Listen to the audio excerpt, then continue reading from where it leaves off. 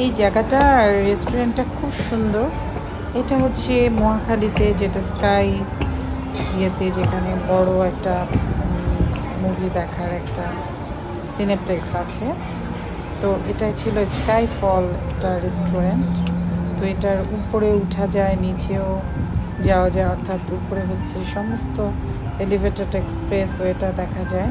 এই যে দিকতে এত সুন্দর লাগছিল, কেউ দেখলে বিলিভই করবে না এটা আমাদের দেশের কিছু। তো এটা অনেক তলার উপরে, সম্ভবত এটা 10 তলা কি 11 তলা, আমি ভুলে গেছি। বাট বেশ সুন্দর নিরিবিলি পরিবেশ ছিল সেদিন, যেহেতু পূজার ছুটিতে আমরা গিয়েছিলাম। তো এখানে মানুষজন একটু কমই ছিল সেদিন। এখানে নাকি অন্য সময় হলে ছবি তোলার জন্য মানুষের গা গিজগিজ করে। যাই হোক, আমরা যখন গিয়েছিলাম তখন ওখানে এরকম মানুষ ছিল না। আর এখানে সব গাছগুলো একদম রিয়েল গাছ, কোনো আর্টিফিশিয়াল গাছ ছিল না।